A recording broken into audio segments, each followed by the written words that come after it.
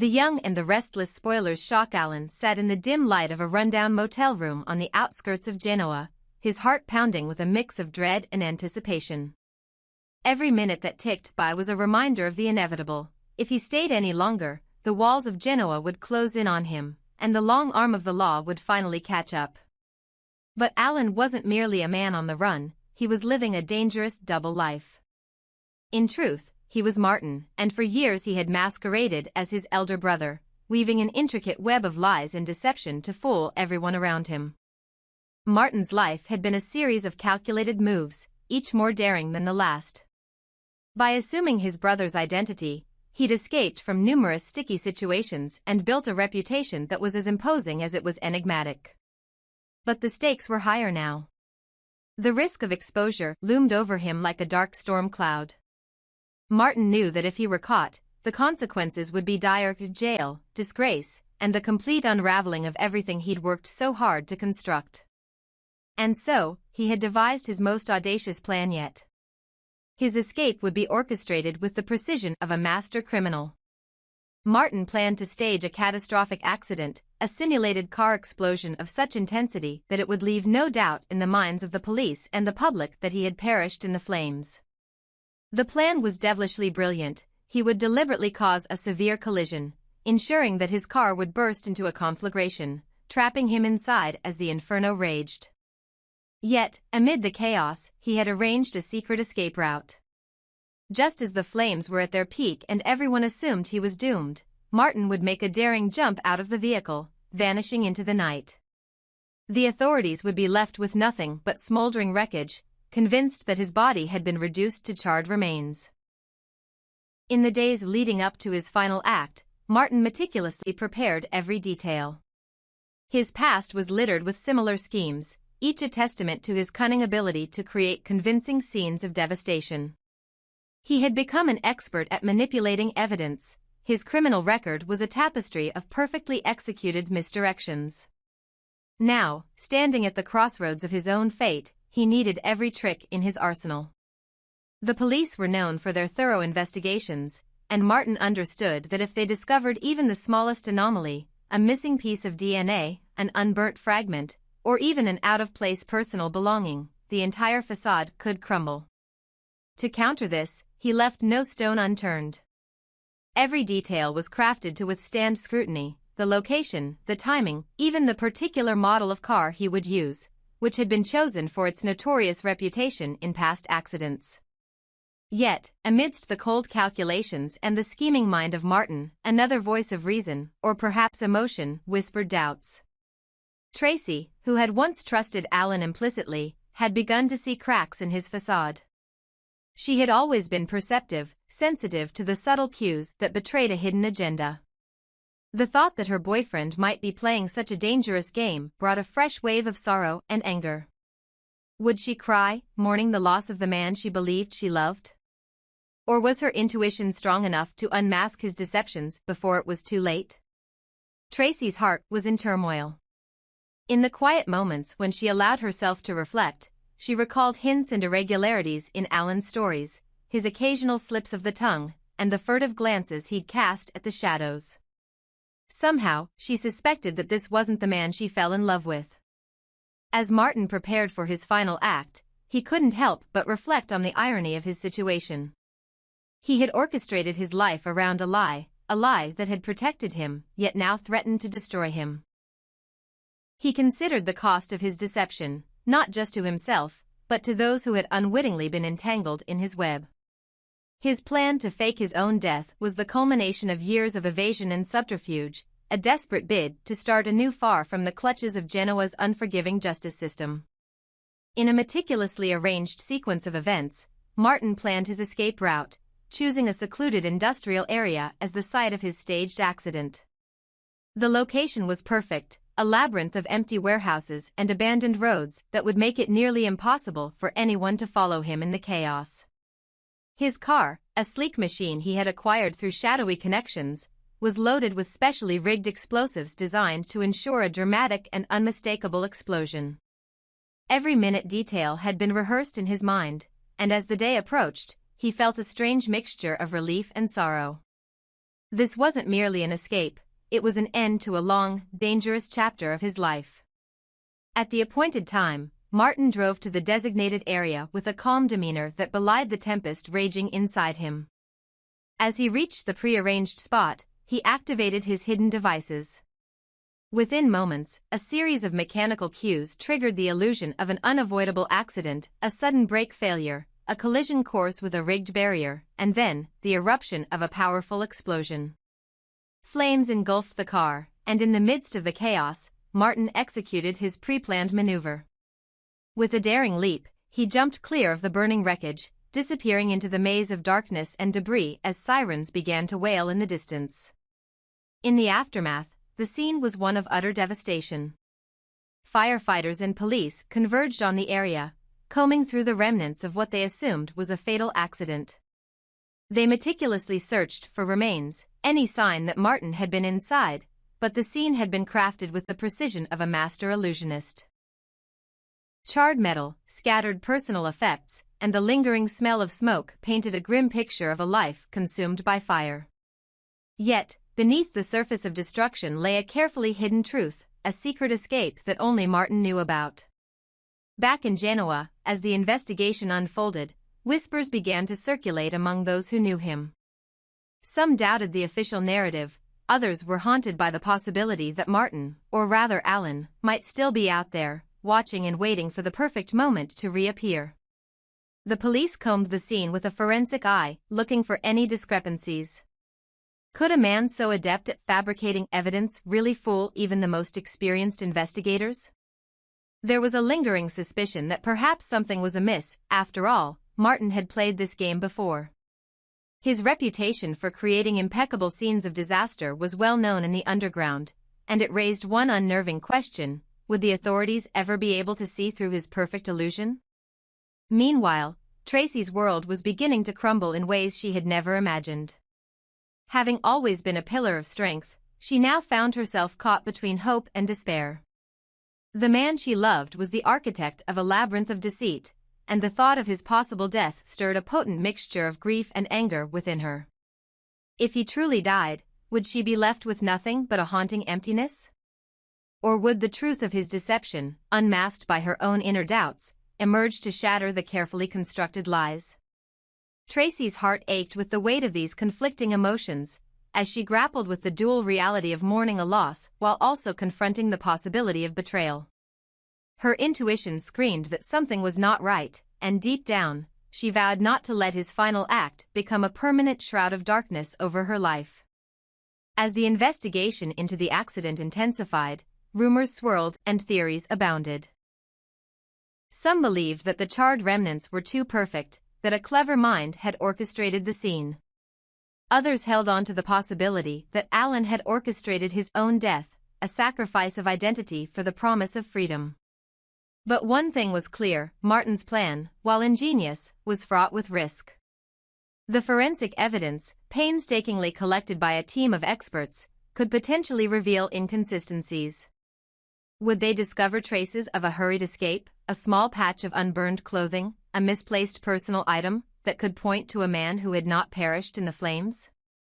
The very thought haunted every investigator on the scene. In the cold, sterile environment of the police lab, the evidence was scrutinized. Every scrap of material, every microscopic fragment of DNA, was analyzed with relentless precision. And while the majority of the clues pointed toward a fatal accident, there remained a nagging sense that the scene was too meticulously arranged to be purely coincidental. Martin had been a ghost in the system for so long that the idea of his ultimate disappearance had always seemed more like a calculated vanishing act than a tragic end. For Martin, the days following the explosion were a blend of cautious celebration and quiet anxiety. He had achieved what he set out to do, a clean break from a life that had become unsustainable. But the victory was bittersweet. In the back of his mind, he wondered if the perfect crime, the flawless escape, could ever truly remain untarnished by doubt. Would the police eventually uncover a clue that led them back to him? Or would his reputation as a master of disguise and misdirection finally secure his freedom, allowing him to live in the shadows of a new existence? As for Tracy, her heart was left in tatters by the uncertainty of it all. The thought of losing the man she loved, whether to the flames of an orchestrated accident or the irreversible consequences of his deceit, was almost too much to bear. Yet, amid her tears and anguish, a spark of determination ignited. She resolved that she would not be a passive victim to the machinations of a man who had treated her trust so callously. With each passing day, Tracy vowed to uncover the truth, to piece together the fragments of a puzzle that had been scattered by lies and manipulation. She would search for any hint, any sign, that could expose the mastermind behind the inferno. In this relentless dance of deception and survival, every character was forced to confront their own demons. Martin's plan had been set in motion with the cold precision of a man who had long ago abandoned all semblance of remorse. And yet, even as he navigated the treacherous path of reinvention, the specter of his past loomed large, a reminder that some secrets were destined to burn brighter than the flames he had so meticulously engineered. The ensuing days promised a collision of fates, the dogged determination of the investigators, the relentless pursuit of truth by a betrayed Tracy, and the hidden life of a man who had dared to cheat death itself. Whether the forensic evidence would ultimately expose Martin's cunning or whether his final act would remain shrouded in mystery was a question that hung in the balance, a question that, in the intricate interplay of love, betrayal, and survival, could tip the scales toward redemption or irrevocable ruin. And so, as the embers of the staged inferno cooled under the scrutiny of forensic lights, one thing became indisputable. In Genoa's seedy underbelly, where truth was often obscured by layers of deceit, the line between life and death was as fragile as a flickering flame. Martin's fate, like the smoke that curled into the night sky, remained elusive, a mystery waiting to be unraveled by those brave enough to confront the darkness beneath the blaze. Martin had long planned to vanish from Genoa, an escape from the city that had become a prison of his own making. However, fate had other plans. His dark secret, the abduction of Sharon and Phyllis, had finally come to light. What began as a cunning ploy to engineer a staged car explosion in a desperate bid to fake his own death and disappear had unraveled in a most spectacular fashion. The explosion had rocked Genoa to its core. Sirens wailed through the night, and citizens stood in stunned silence as the inferno tore through the streets. The chaos was palpable. In that explosive moment, when fire and metal danced in a macabre display of destruction, Phyllis and Sharon, having pieced together Martin's malevolent involvement, could barely contain their vindication. Their eyes shone with grim satisfaction, for they now knew the true identity of the kidnapper, and, in their minds, justice was finally being served. The villain, who had haunted their lives for so long, had, in a twisted twist of fate, apparently perished in the flames. But even amid the jubilant whispers of those who had suffered at his hands, a deeper, more persistent rumble of determination echoed among the forces of law and order. Chance and Nick, two relentless figures who had dedicated themselves to bringing every misdeed to light, were not willing to let the matter dissolve into the murky mists of a staged tragedy. Their conviction was unyielding. Alan, the identity Martin had assumed, could not simply vanish without facing the full measure of justice. They refused to believe that an elaborate setup of exploding wreckage would allow a criminal mastermind to escape accountability. In a swift and resolute act, Chance issued a stark and uncompromising order. The borders of Genoa were to be sealed. No one, whether friend or foe, was permitted to leave without proper identification and clearance. The city, already reeling from the catastrophic explosion, now found itself locked down, its every exit guarded with heightened scrutiny. The order was clear: anyone attempting to flee Genoa without proper papers would be detained. For Chance and Nick, this was not just a tactical move, it was a declaration of war against the forces that enabled criminals like Martin to think they could outsmart the system. Within the controlled chaos of a city on lockdown, the investigation intensified. Forensic teams, armed with state-of-the-art technology and fueled by a determination to leave no stone unturned, combed through the wreckage of the explosion. Every shard of metal, every trace of residue, and every digital footprint was analyzed with painstaking precision. They searched for clues that might contradict the assumption that Martin had perished in the fiery carnage. The meticulous nature of the investigation hinted at the possibility that the car explosion, while undeniably dramatic, might have been a carefully constructed illusion. As the forensic experts worked into the night, insiders within the department began to piece together inconsistencies.